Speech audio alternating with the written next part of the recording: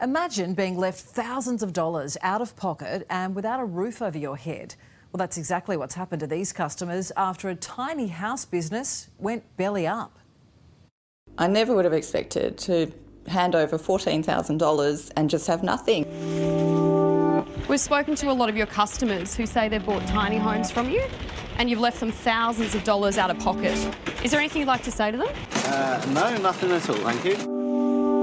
He's the failed business owner with a string of angry customers. Where is my just over $20,000? Do you feel sorry for them at all? All you're going to get from me is no comment. Jason Caruana is accused of taking thousands of dollars for tiny homes he failed to deliver. But that didn't stop him from calling the police on us.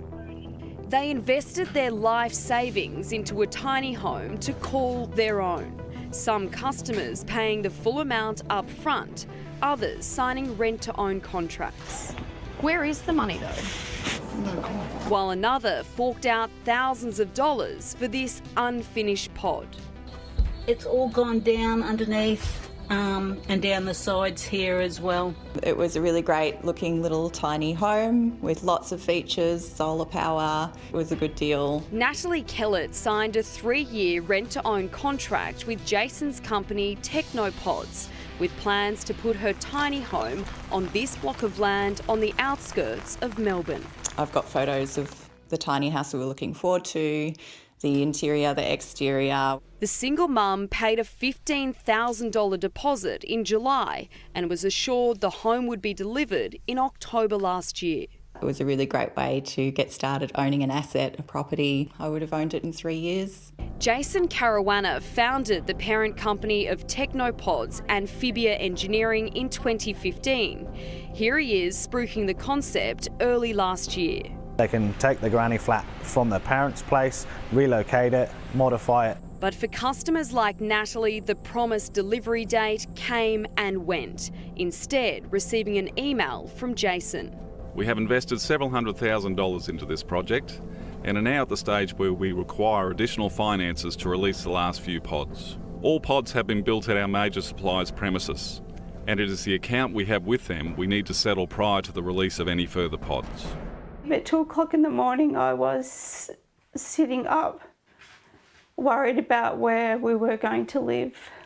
Katrina Pritchard saw purchasing a tiny home as a way to live a simple and debt-free life.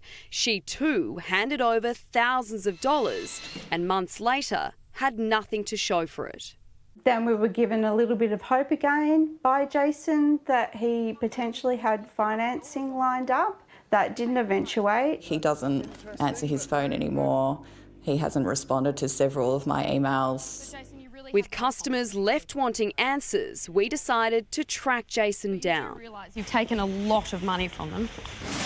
Okay, no comment. You can follow me around all day if you choose. Despite making a declaration of eligibility for the federal government's temporary restructuring relief, which is designed to help companies during the pandemic, Technopods couldn't stay afloat, going into liquidation last month with an estimated debt of $1 million. He's insolvent and we're the ones paying for it.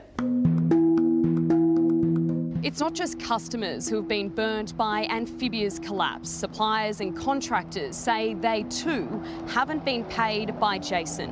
Brett's Timber and Hardware worked on several of the homes and has since had to hold many under lock and key here at its manufacturing facility. I am very lucky that I was able to secure the financing and I was able to get my tiny house out from the subcontractors. I haven't been able to get the tiny house. They want to on-sell it and I've lost my life savings. Another customer based in Brisbane paid Jason more than $85,000 for her tiny home.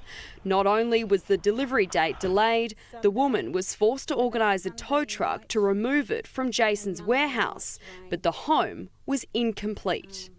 The bucket hasn't leaked through here, but the one over there is absolutely filled to the brim. So the fact that the customers cannot get any redress from the main company is of great concern. David Morrison from the University of Queensland is an expert in corporate and insolvency law.